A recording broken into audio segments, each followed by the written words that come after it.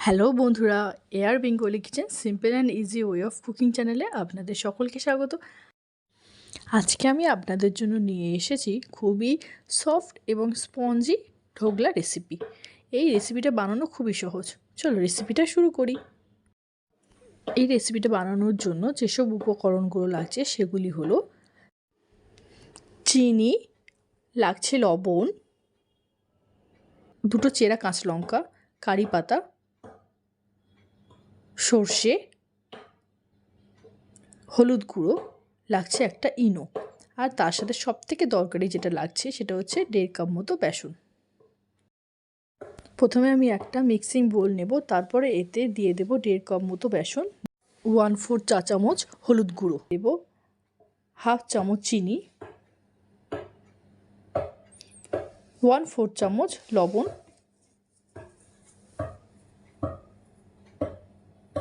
দিয়ে এটাকে ভালো করে মিক্স করে নেব। তারপরে এর মধ্যে দিয়ে দেব 1 কাপ মতো জল।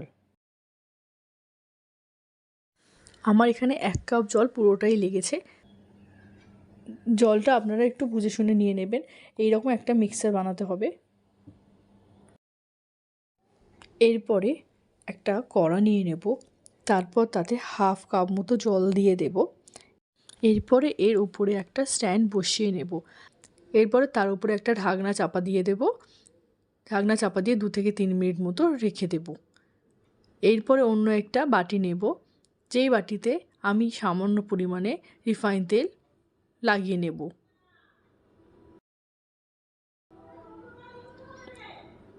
রিফাইন তেলটা আমি ভালো করে চারিদিকে লাগিয়ে নেব।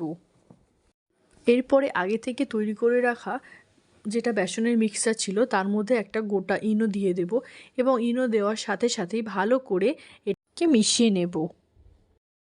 মেশানো হয়ে গেলে যে বাটিটাতে আমি তেল মাখিয়ে রেখেছিলাম সেই বাটিটাতে এই ব্যাটারটা ঢেলে দেব। ব্যাটারটা ঢালা হয়ে গেলে এটাকে কিন্তু খুব বেশি প্রেস করা ওপর থেকে যাবে না। এরপরে আগে থেকে স্টিম করে রাখা জলটার উপরে এই ব্যাটারটাকে বসিয়ে দেব।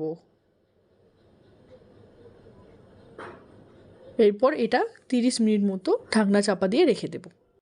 30 মিনিট পরে ঢাকনাটা খুলে একটা টুথপিকের মাধ্যমে দেখে নেব হয়েছে কি না। এরপর অন্য একটি কড়া নিয়ে নেব, তারপর তাতে দিয়ে দেব 1 চামচ মতো রিফাইন তেল। তেলটা গরম হয়ে গেলে তাতে দিয়ে দেব হাফ চামচ মতো সর্ষে।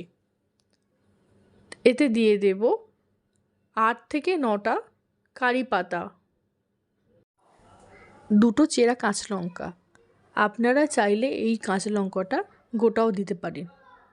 দিয়ে ভালো করে ভেজে নেব। ভাজা হয়ে গেলে তাতে দিয়ে দেব 1 কাপ মতো জল।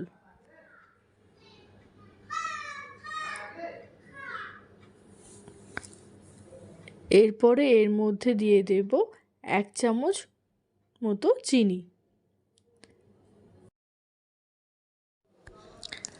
ফুটানো হয়ে গেলে এরপরে ঢোকলাটাকে একটা পাত্রে ঢেলে নেব এবং সুন্দর একটা শেপ দিয়ে দেব। আমি এখানে ঢোকলা চারিদিক কেটে একটা চৌকো শেপ দেব। আপনারা চাইলে গোল শেপও রাখতে পারেন।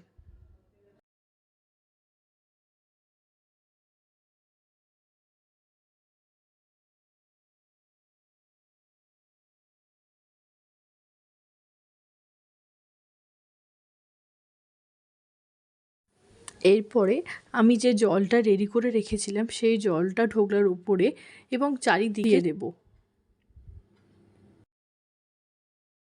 দেখো বন্ধুরা, কত সহজেই এবং কত কম সময়ে এই ঢোকলা রেসিপিটা তৈরি হয়ে গেল। আপনারা বাড়িতে অবশ্যই এটা ট্রাই করবেন।